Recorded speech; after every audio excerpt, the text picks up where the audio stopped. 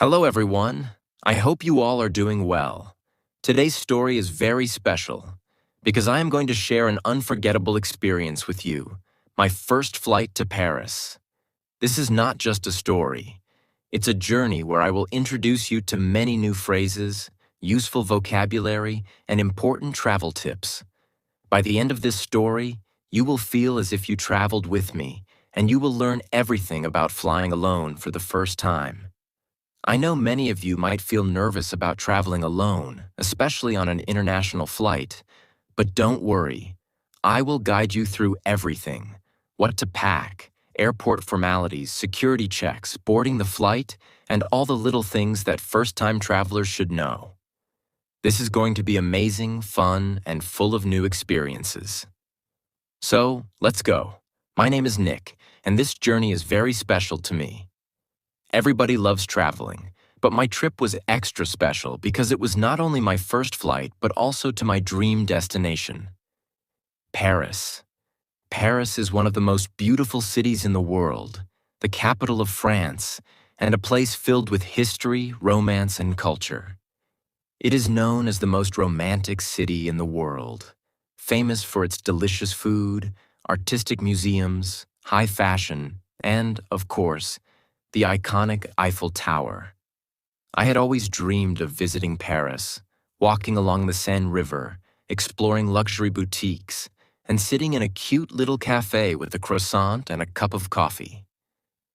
And now, that dream was coming true. But before reaching Paris, I had to go through something I had never done before: taking my first flight. I started my day early in the morning, feeling a mix of excitement and nervousness. The first thing I did was double-check my packing. Packing is very important when traveling by flight because airlines have strict rules. I had two types of bags: checked luggage, which is the big suitcase that goes in the airplane's cargo, and hand luggage, a small bag I could carry with me inside the plane. The airline had a weight limit: 23 kilograms for my big suitcase and 7 kilograms for my hand luggage. I packed my clothes, shoes, toiletries, and other essentials. But then, just before leaving for the airport, I realized I forgot my medicine. I panicked for a moment, but then I calmed myself down because I remembered something very useful. Airports have medical shops. So, if you ever forget something important like medicine, don't worry, you can buy it at the airport. With everything packed, I took my passport, visa, tickets, and some cash in dollars and euros. Always carry some cash when traveling because not all places accept cards, and exchanging money at the airport is more expensive. I booked a taxi to the airport, and as I sat in the car, watching the city lights pass by, my heart was racing. This was really happening. As I entered the airport, I was greeted by a huge, bright terminal full of travelers from all over the world. There were big digital screens displaying flight details, people rushing with their luggage, families saying goodbye, and airport staff helping passengers. It felt like stepping into a different world. The first thing I had to do was check in. I went to my airline's counter, showed my passport and ticket, and they gave me my boarding pass. My checked luggage was weighed and sent to the airplane. A little tip: if your luggage is overweight, you will have to pay extra, so always check the weight before leaving home. Next came the part that made me a little nervous: security check. This is where all passengers must pass through a scanner, and their hand luggage is checked for safety reasons. I placed my handbag, phone, laptop, and jacket in a tray. Suddenly, the officer told me to remove my watch, belt, and shoes. I wasn't expecting that, but then I saw everyone else doing the same. So, if this happens to you, don't feel shy. It happens to everyone. I walked through the security scanner, and thankfully, there were no issues. But remember, sharp objects like scissors, liquids above 100 milliliters, and even water bottles are not allowed in hand luggage. After security, it was time for immigration. This is where officers check your passport, visa, and travel documents. They asked me a few questions. Why I was traveling to Paris, where I would stay, and when I would return. I answered confidently, and they stamped my passport. With my documents cleared, I had some free time before boarding my flight. I decided to explore the airport, and it was one of the most fun parts of the journey. The airport was like a mini city. There were luxury shops, restaurants, bookstores, and even lounges where people could relax. I walked into a duty-free shop and saw perfumes, chocolates, and expensive brands at lower prices because they were tax-free. I was feeling hungry, so I went to the food court and had a bowl of hot noodles. It felt so good to relax and enjoy my meal while watching airplanes take off through the glass window. As I sat there, it finally hit me. I was really about to fly. Soon my boarding gate was announced. I checked my boarding pass and walked towards my gate number. An airline staff member checked my ticket and I finally entered the airplane. I had a window seat. I was so happy because I wanted to see the clouds and experience the view from the sky. The airplane was modern, clean, and comfortable. The cabin crew greeted me with a warm smile, and I found my seat easily. The seat was cozy, and the air smelled fresh. I placed my handbag under the seat in front of me, fastened my seatbelt, and waited for the big moment. Take off. The airplane started moving slowly towards the runway. My heart was beating fast. Then, I heard the pilot's voice. Cabin crew, prepare for takeoff. Within seconds, the plane accelerated, the ground disappeared, and I was in the sky. I looked out of the window. The city below became smaller and smaller until all I could see were fluffy white clouds. It felt like floating in a dream. I had butterflies in my stomach, but it was the most amazing feeling ever. As I relaxed into my seat, I thought about how a few hours ago I was standing in an airport, and now I was flying high above the world. Traveling alone for the first time might seem scary, but trust me, it is one of the most exciting experiences of life. You learn new things, meet new people, and discover how strong and independent you are. Welcome to Paris. The moment I stepped out of the airport, a cool breeze touched my face. The air smelled different, a mix of fresh bread, coffee, and something magical. Paris had a charm, an elegance, a beauty that I had only seen in pictures. But now, I was finally here. I had planned to stay for 3 days, and I wanted to see everything. So, let's go. Explore Paris with me. The weather was chilly but not freezing, around 50 degrees Fahrenheit or 10 degrees Celsius, so I put on a light sweater and my jacket. Paris has unpredictable weather, so it's always a good idea to carry a jacket and an umbrella.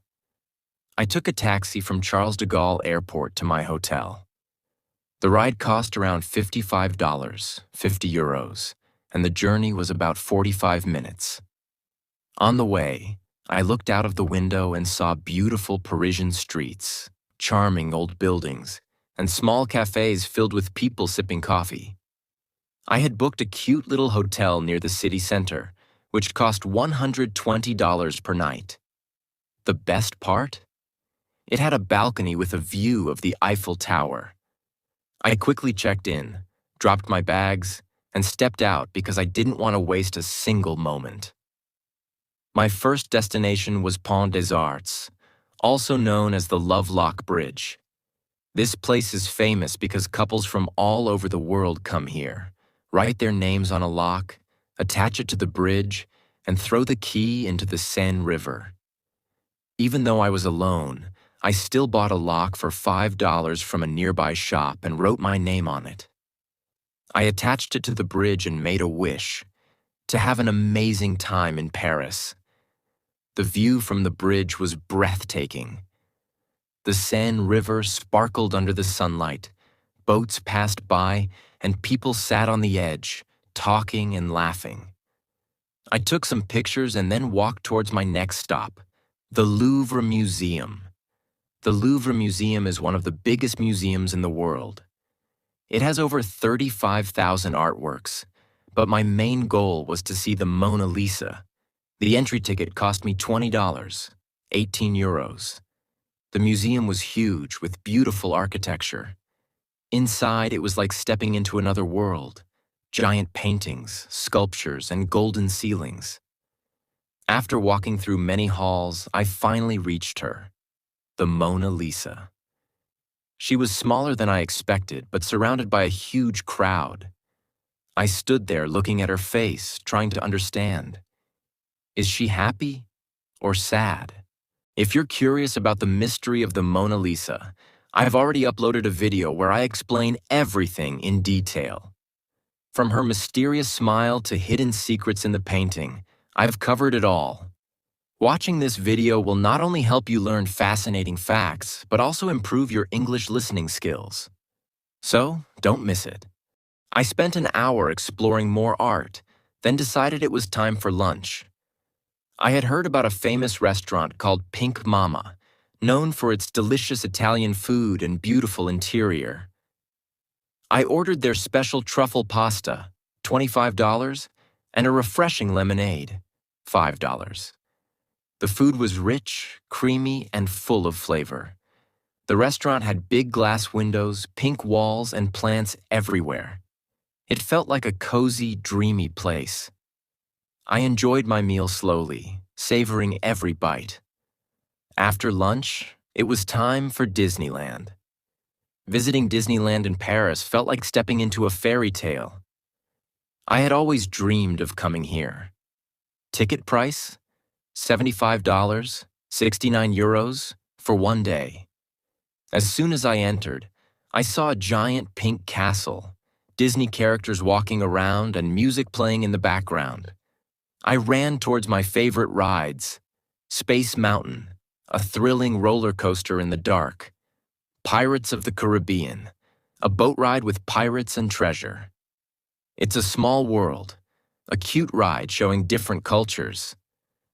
After enjoying the rides, I had a Mickey-shaped ice cream, $7, and a hot dog, $10. But the best part? The parade.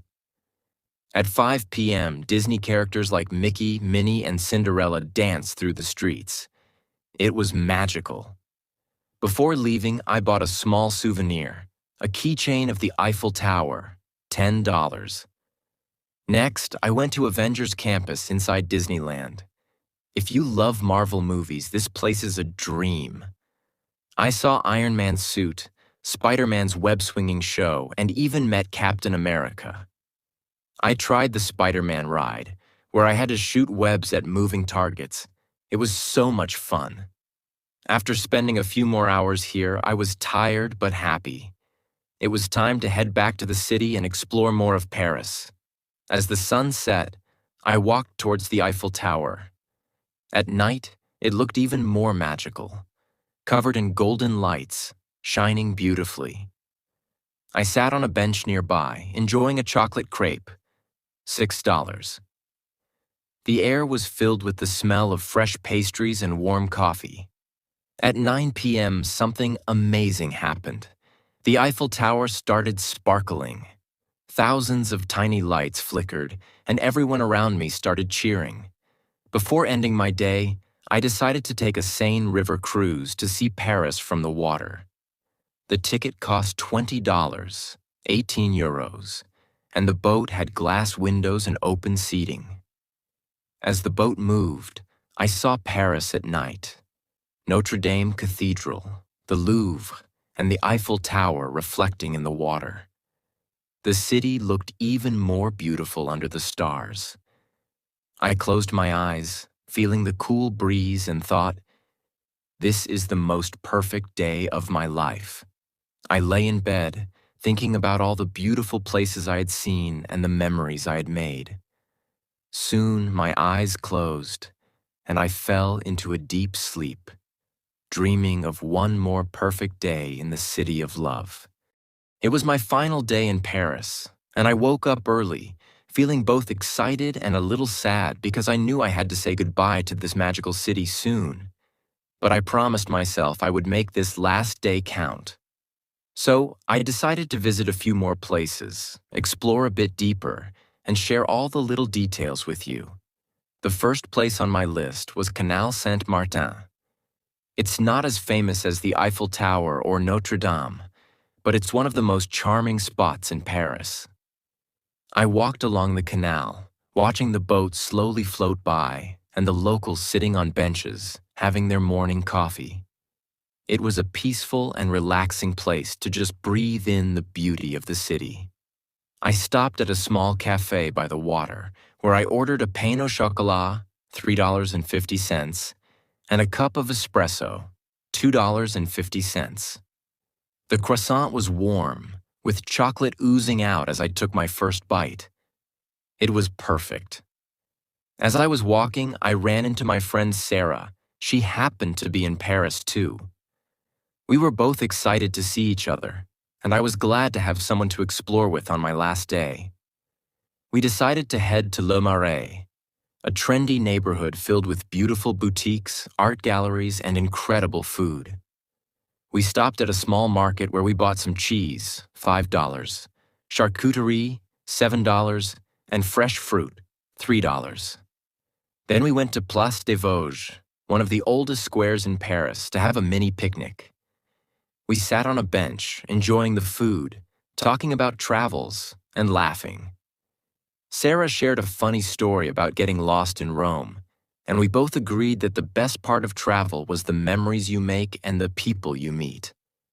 After our picnic, Sarah and I decided to explore the Latin Quarter, one of the most historical neighborhoods in Paris. We walked through the narrow streets, passing old bookshops, street performers, and cafes. The area was full of energy, but it had a quiet charm to it. We visited the Pantheon, a grand monument that honors some of France's greatest figures, like Voltaire and Rousseau. The entrance fee was about $12, but it was worth it. Inside, I saw the stunning architecture and learned about the rich history of France.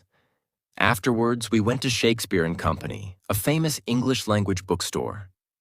I bought a book on Parisian history, $15, as a souvenir, and spent a while browsing through the shelves. One of my last stops was the Luxembourg Gardens, a beautiful park with fountains, statues, and lush greenery. The sun was shining, and the park was filled with people walking, reading, and relaxing. I took a seat by one of the fountains and watched the sailing boats on the small pond. The Luxembourg Gardens are known for being a perfect place to unwind and take in the peace and beauty of Paris. It was a serene and magical moment that I will never forget. As the day turned into evening, I wanted to see Paris from a different perspective. So, Sarah and I went on a Seine River cruise. We boarded a boat near the Eiffel Tower for a romantic evening cruise, $20. The boat slowly glided through the river, and as we passed famous landmarks like the Louvre and Notre Dame, I couldn't stop smiling. The cruise was filled with soft music, laughter, and the sound of water gently lapping against the boat. I felt so lucky to be experiencing Paris in such a beautiful way. As I headed back to my hotel later that evening, I couldn't help but reflect on my incredible journey. Paris had been everything I dreamed of and more. It was a city that had welcomed me with open arms, full of history, art, food, and adventure. Every single moment, from the picnic by the Eiffel Tower to the Seine River cruise, had felt like a dream. I had learned so much, not just about Paris, but about myself. Traveling had taught me the importance of stepping out of my comfort zone and embracing new experiences. It reminded me that the world is full of incredible places, people, and stories waiting to be discovered. As I packed my bags and prepared to leave, I realized that this trip to Paris was just the beginning. There are so many more places I want to explore, and I know that I'll continue to learn, grow, and be inspired by the world. To everyone watching this story, I want to say, don't wait for the perfect time to travel. If you dream of going somewhere, take that first step. The world is full of adventures waiting for you, and the memories you make will last a lifetime. Travel not only opens your eyes to new places, but it also opens your heart to new possibilities. So, pack your bags, step out of your comfort zone, and make your dreams come true. Thank you so much for joining me on this unforgettable journey through Paris. I hope you felt like you were right there with me, experiencing it all. If you enjoyed this story, don't forget to like, share, and subscribe. Until next time, keep exploring, keep dreaming, and never stop believing that you can create your own incredible journey. Remember, the world is waiting for you.